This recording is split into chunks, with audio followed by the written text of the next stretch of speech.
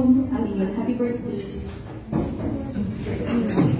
Happy birthday. I pray that God will lead you as you grow, bless you with people that will help you grow in love and in reverence in Him. I also pray that God will bless your family, good health and strength kay mommy and kay daddy, and guide them to nurture you in all godly ways. We miss you sa Sunday school. Mabait po kasi Alin.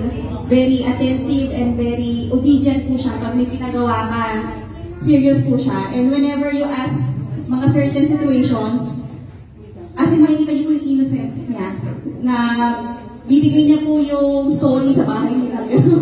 So, mag-share po siya ng story. And yung pinakaka-amaze sa mga bata, na napaka-ano po ng pure ng heart nila.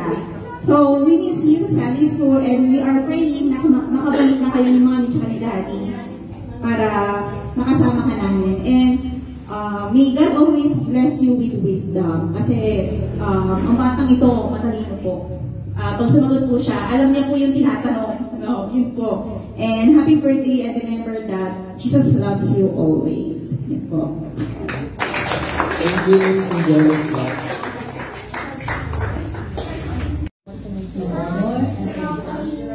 And love and respect your parents always, and the Lord give you wisdom and knowledge as you grow and in your studies, and be a blessing to others.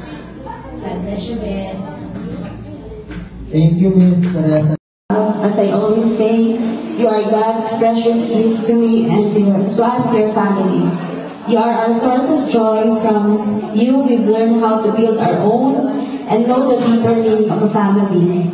Life may be sometimes hard for us, but know that Mom and Dad will do our best for you to give you the family that you deserve. My prayers for you every day is that first you grow up knowing and fearing God, and know always that Jesus Christ is your Savior.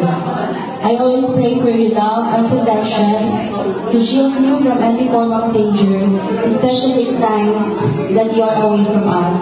May you always bring with you in your heart and mind the words of God that we have read in the Bible, so that you will become wise and have deeper and wider insight in knowing the difference between right and wrong, truth and lies, and just.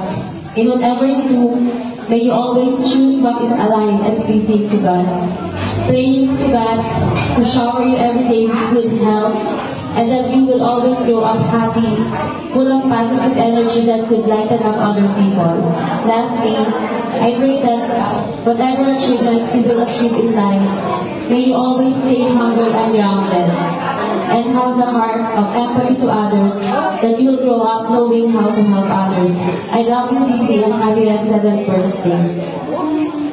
Thank you, Miss Priya.